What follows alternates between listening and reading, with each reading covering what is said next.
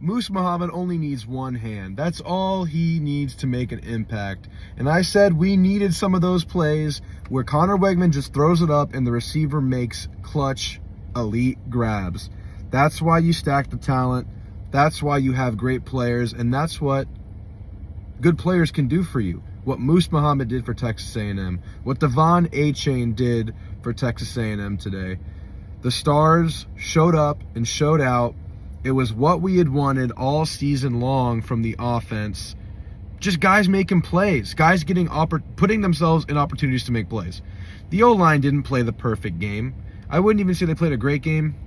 Did they play a good game? I have to rewatch it to tell you that. But they certainly did more than they had done before. They certainly did enough to give playmakers a chance to make plays. Connor Wegman had extreme faith in his arm, in Moose, in his receivers. Evan Stewart had some big grabs after being out a game and a half.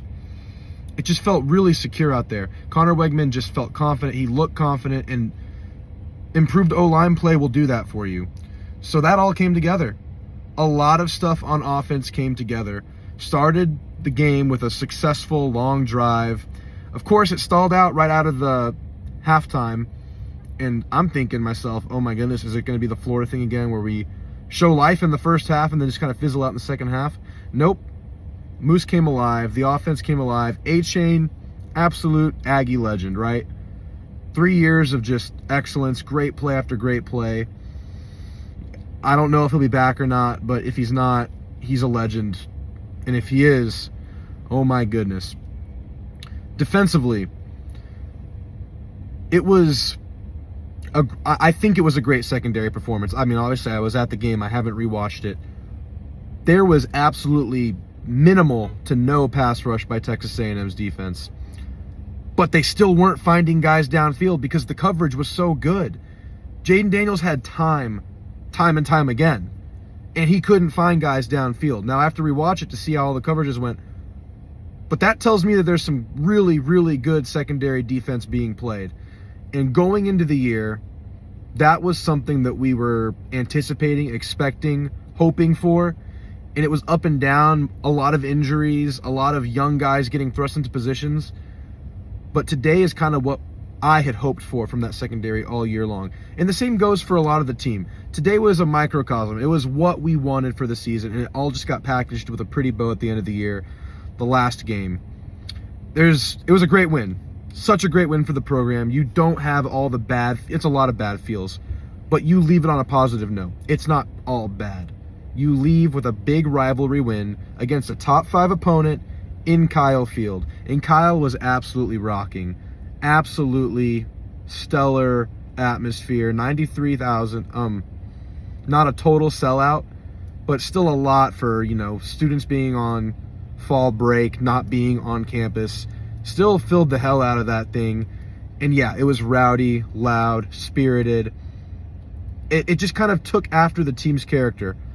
And what the team's character was on this weekend at the end of the year that they had was gritty, championship level intangibles. Just never say die. Don't give up. Huge, huge shout out to Antonio Johnson. That guy did not have to play the second half of this season. After that South Carolina game, there's a world where he just opts out and they can cite injury or whatever, and he just stops playing. But Antonio Johnson was the first guy out of the tunnel in that second half, rocking out to Thunderstruck, pumping his arms to the beat, ready to go represent Aggie football and himself on the field. What another Aggie legend. Achane on one side of the ball, Antonio Johnson, an absolute legend on the other side of the ball. Damani Richardson, I don't know if it was his last game as an Aggie. I don't know if he's going to go pro. I don't know if he's going to go grad transfer. I have no idea what he's going to do. But it wasn't always great for Damani throughout his career, but he definitely put the exclamation point on his Aggie career today with that scoop and score. And Coop pissed in Jaden Daniels' cornflakes by stripping him in the backfield, giving Damani his chance to get his second scoop and score of the year. Was the Arkansas one really a scoop and score? Not really, but we're going to call it that for the sake of what I just said. But what a positive taste in our mouths going into what is going to be a treacherous offseason regardless. I don't think we're going to see the guys that we're playing transfer.